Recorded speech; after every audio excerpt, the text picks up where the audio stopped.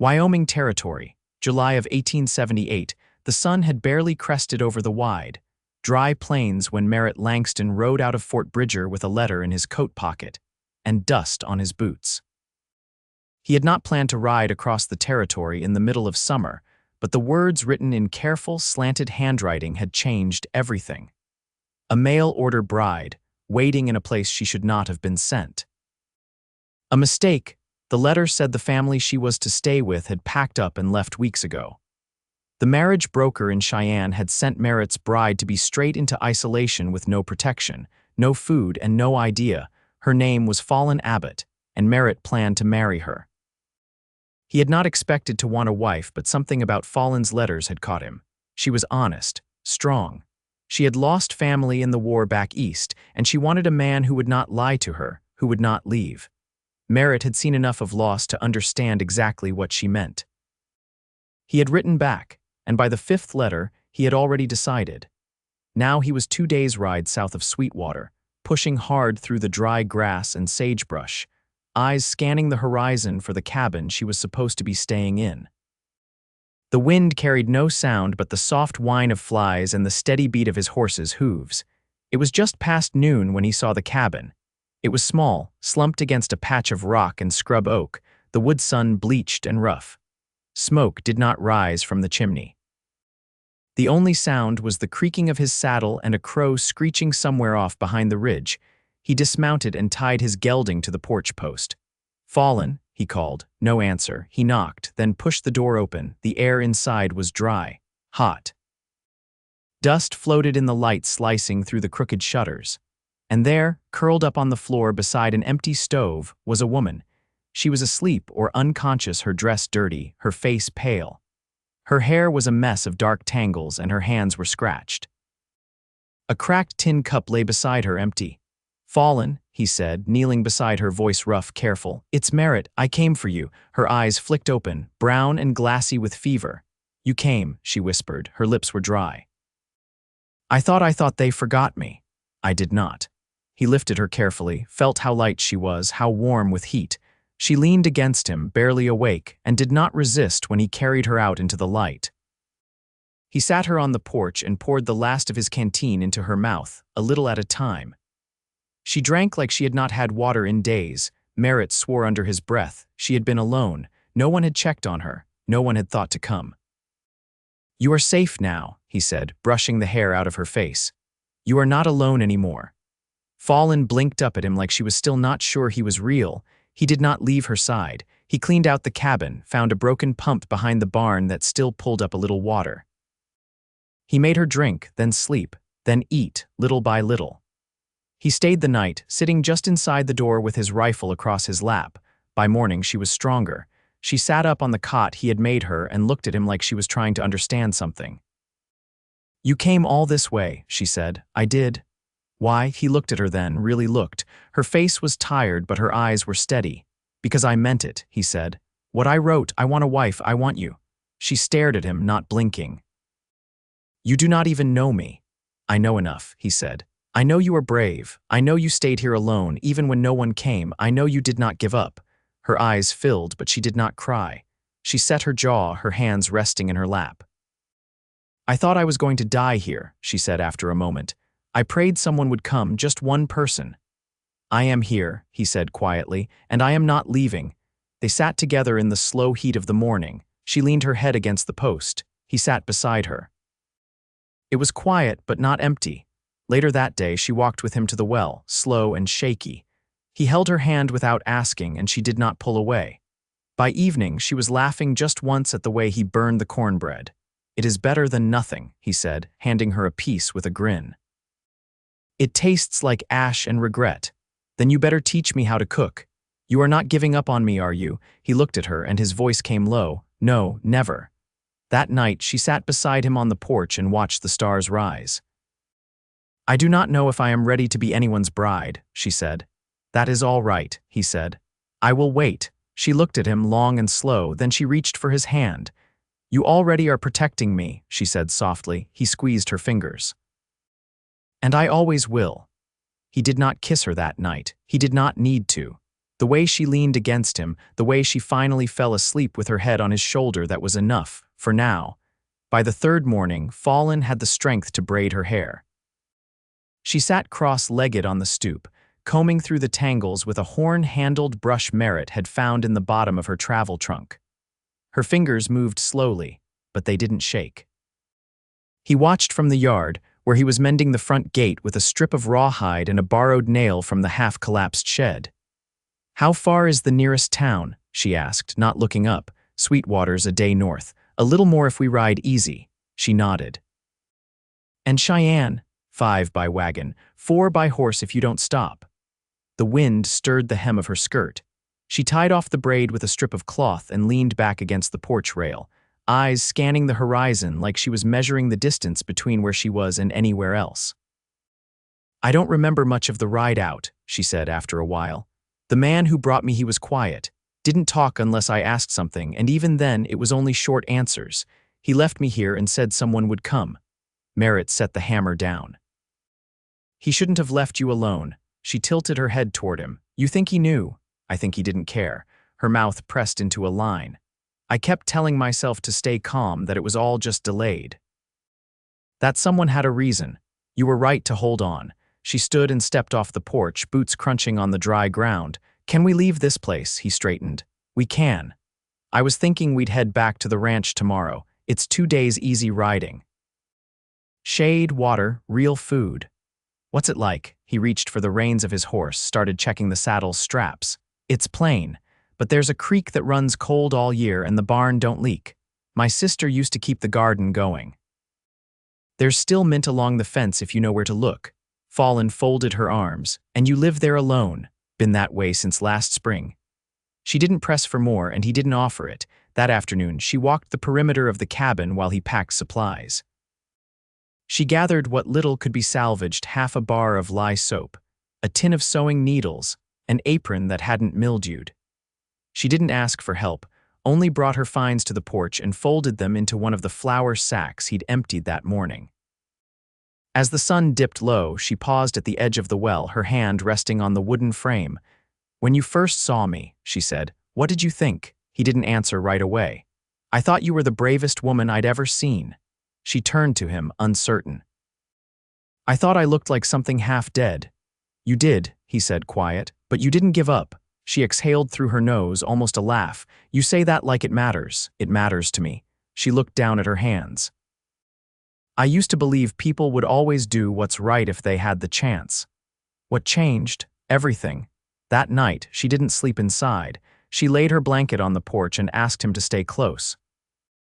The sky above them stretched wide with stars, and the only sound was the grass whispering against the posts. "I don't know how to start over," she said. "You already have." She shifted onto her side, facing him. "You really mean to marry me?" "Yes. Even after all this." He turned toward her. "Especially after." She didn't speak again, but her hand found his in the dark. He held it without a word, and neither of them let go. They left the cabin before dawn, Fallon riding the sorrel mare Merritt had borrowed from a neighbor's pasture on the way in. The sky was still a deep blue-gray, the land hushed except for the dry rustle of prairie grass brushing their boots. Fallon rode stiff in the saddle at first, unused to the movement, but she didn't complain. She kept her eyes ahead, jaw set, one hand steady on the horn and the other holding the reins loose and careful, like she'd done it once a long time ago and was remembering how. By midday, the flat plain gave way to low hills scattered with pine and cottonwood. The breeze cooled and the smell of dust gave way to sap and dry bark. Merritt slowed the pace, glancing back only once to see her stretching her shoulders, eyes narrowed against the sun. "You holding up?" he asked. "I've had worse days," she said, voice dry but even. "Though I wouldn't mind that creek you mentioned."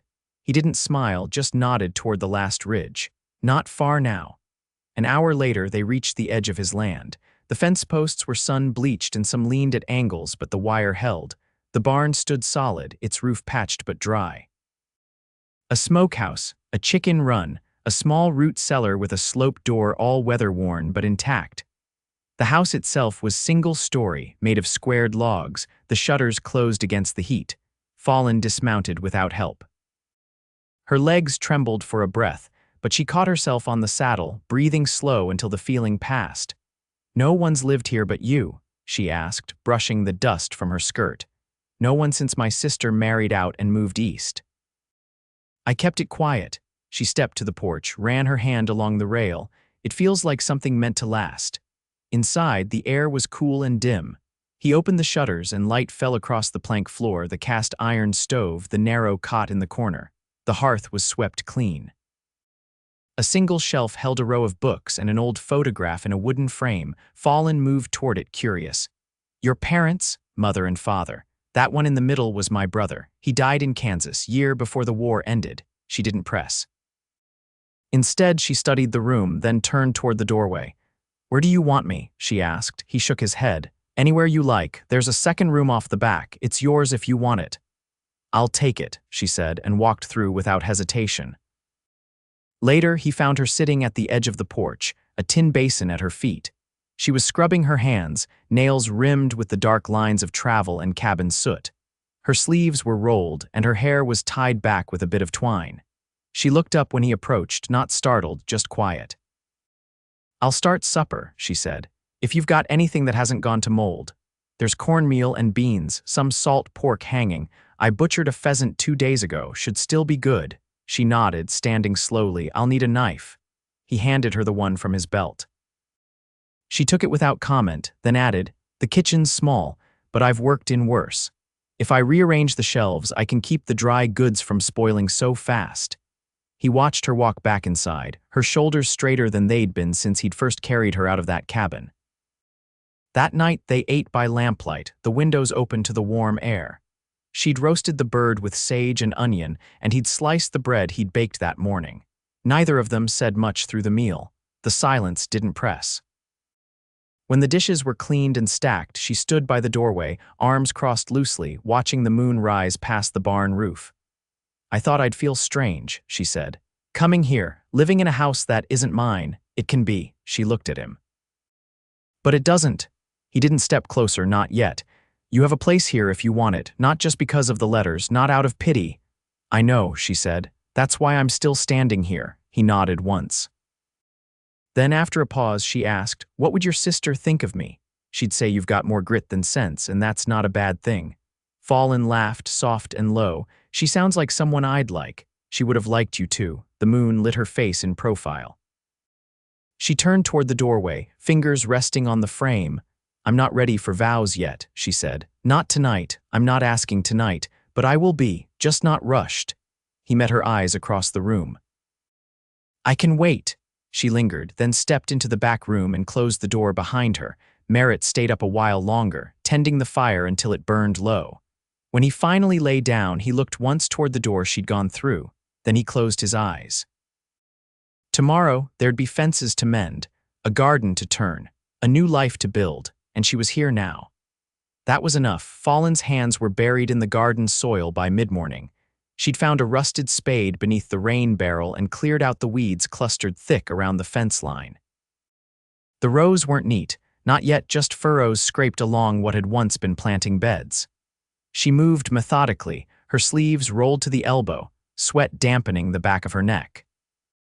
Merritt stepped out from the barn with a coil of rope over his shoulder, pausing when he saw her crouched in the dirt. "You don't have to do all that today." "I know," she said, not looking up, "but I want something of my own in this place. And this patch won't plant itself." He leaned against the post, watching her work. "That soil's stubborn, doesn't give easy." "Neither do I," she said, and her lips curved just slightly, almost to herself. He left her to it and saddled the gelding, riding out toward the stream that wound through the cottonwoods at the edge of the pasture. One of the fence lines had dropped where the riverbank had eroded, and he needed to reset the posts before the cattle wandered down. It gave her space. He knew better than to hover. When he returned, the sun was low and the scent of wood ash drifted from the chimney. Inside, she stood over the stove, stirring something with a wooden spoon. Her hair was pinned up, curls fraying at the temples, and her apron had smudges of flour across the front. She didn't look over when he entered. "I found dill seed in the cupboard," she said. "Old but still sharp. I boiled it with the beans." He set the saddlebag down near the door. "Smells good." I want to preserve some squash once we plant it, she added. Salt's low, though. You trade in town, once a month, give or take. I'll make a list, she said. They ate by the hearth, the light soft against the walls. Merritt passed her a tin cup of coffee, and she took it without speaking. Her fingers brushed his, just for a breath, and he watched the way her lashes lowered at the touch. Afterward, she sat in the rocker by the window, mending a button on one of his shirts. The fire snapped behind her, and the wind had picked up, rattling the shutters. He sat on the edge of the table, carving a new handle for the kitchen drawer, the wood shavings curling at his boots. You always live this quiet, she asked, threading the needle again. Mostly. You ever miss the noise? He didn't answer right away. Sometimes. But quiet suits me better now. She nodded and didn't press. Her stitches were small, even. She tied off the thread and folded the shirt across her lap. I used to be afraid of silence, she said. Back in Pennsylvania, the house was always full. My brothers talked over each other. My mother sang while she worked. After the war, the quiet nearly drowned me. He looked toward her, careful not to fill the space too quickly. I don't mind it now, she added. The wind tapped something loose on the roof. She stood, set the shirt on the table, and walked to the door. He followed without speaking. They stepped outside. The moon was round and pale behind the clouds, and the air smelled of sage and coming rain. Fallon wrapped her arms around herself. How does a man like you decide he wants a stranger for a wife? He didn't answer right away. The horses stirred near the barn, huffing softly. I didn't want a stranger, he said. I wanted someone who wouldn't flinch when life got hard. Someone who'd stand beside me, not behind. She turned her head, watching him through the dark. And you think I'm that? I know you are. A long moment passed, and then she reached for his hand, not tentative, not shy. Her fingers slid into his, warm and sure. I'm not ready for a wedding yet, she said, but I want to stay. You don't have to decide all at once. She squeezed his hand. I already did, I just hadn't told you. He didn't move, didn't speak. Just held her there under the wide Wyoming sky, the wind in the grass, and the weight of something steady beginning to settle between them. It rained that night. Not a storm, not the kind that tore fence lines or flooded gullies, just a slow, steady fall that softened the earth and filled the air with damp pine and sage. Fallon woke early and lit the stove, careful not to wake Merritt. She moved quiet, her bare feet making no sound on the worn floorboards. The silence in the house wasn't hollow anymore. It felt full, like the hush before music begins. She stirred cornmeal into a pot, watching the steam rise, then pulled a coat over her dress and stepped outside. The earth gave beneath her boots, rich with water. She walked the garden rows, nodding to herself where the furrows held. The seeds they'd planted 2 days earlier wouldn't show for a while, but she could already see the shape of the work ahead. She wasn't afraid of it, not anymore. Inside, Merritt stood at the table, his hair still damp from washing, sleeves rolled as he set out 2 tin plates. You didn't have to start breakfast, he said. I was awake, she replied, handing him the spoon. He tasted the porridge and set it down. You managed to fix the pantry shelf. I did. Took a bit of hammering, but it'll hold. You've got a mouse in the corner, though. I found droppings near the grain. I'll set a trap, he said, or the barn cat might earn her keep. She took her seat across from him. You ever think about expanding? He raised a brow. The house, the land. There's a ridge south of the pasture, looks like decent soil. He leaned back in his chair. I've thought about it. Trouble is, the water rights past that line are claimed by the Tillman Ranch. They keep to themselves, but they don't take kindly to trespass. She nodded slowly, filing that away. Still, it's good to know what's possible, always is.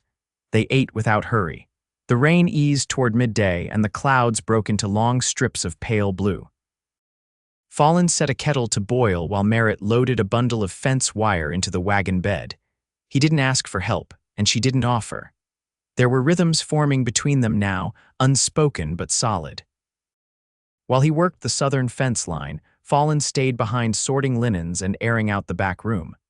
She found an old cedar chest wedged beneath the cot. Inside were 2 folded quilts, hand-stitched and faded, and a stack of letters tied with a green ribbon. She didn't open them, just smoothed the top one and closed the lid again. That evening, they sat on the cabin step. No words passed between them for a long while. The air smelled of wet earth and pine dust. A coyote yipped far off in the draw, faint and fading. Merritt cleared his throat. I sent a wire to Cheyenne before I rode out to find you. She looked over, brows lifted slightly. Official notice that I intended to marry. They'll expect confirmation soon. He paused. But I won't send it unless you say. Fallon turned toward him fully. You don't strike me as a man who waits for permission. I'm not, he said, but I wait for consent. She looked down at her hands, then back out across the pasture. I've known men who wanted ownership, not partnership. He didn't speak. She swallowed once. With you, I don't feel kept. I feel chosen. You are, she stood, walked a few paces into the yard, then turned back to him. I want the marriage, Merritt, not because I need saving, not because I owe you, but because I want to live beside someone who sees me, who lets me see him too. He rose, stepped toward her. I never asked for a wife out of loneliness. I asked because I wanted someone to build with. She reached up then, her hand resting against his chest. Then we'll build, she said. He bent slightly, and she met his mouth with hers, quiet and certain. The kiss was warm, unhurried, the kind that says more than vows ever could. They married at the end of the week. Reverend Cleary from Sweetwater came out in a borrowed buckboard, his wife riding beside him with a tin of biscuits and a stitched sampler as a gift. Fallon wore a dress she'd sewn from the faded blue calico she found in the trunk, and Merritt shaved clean for the first time in months. The ceremony was short, held beneath the cottonwood behind the house. 2 ranch hands from the neighboring spread stood as witnesses. Afterward, they shared cornbread and stew, and Cleary's wife pressed Fallon's hand with a smile. You've got honest eyes, dear. That's worth more than gold out here. Fallon only smiled back, her fingers laced with Merritt's beside the fire. That night, they lay together in the back room, the lamplight low against the wall. Fallon rested her head on Merritt's chest, listening to the slow, even rhythm of his breath. I used to think I'd never feel safe again, she whispered. You are, he said, his hand at her back. With me, you always will be. She tilted her face toward his, kissed the corner of his mouth. You're not what I expected, neither are you. They laughed softly together, not from amusement, but from the relief of having arrived. The days that followed settled into something better than routine. They built fences stronger than before. She tended the garden, and he mended the barn roof. They spoke little of the past, not from avoidance, but because it no longer held them. By autumn, the beans were drying in the shed and the squash filled 2 barrels. The water from the creek ran clear and cold, and the mint along the fence returned. They didn't speak of luck. They'd earned this peace, this steadiness. Brick by brick, word by word, hand by hand. And when the first snow fell, Merritt brought in wood while Fallon stitched new curtains for the bedroom window. She looked up as he stepped inside, snow on his shoulders, and smiled like she'd been waiting for him her whole life. He crossed to her, pressed a kiss to her forehead, and she leaned into him without hesitation. They lived like that together, honest and unshaken, and they were happy.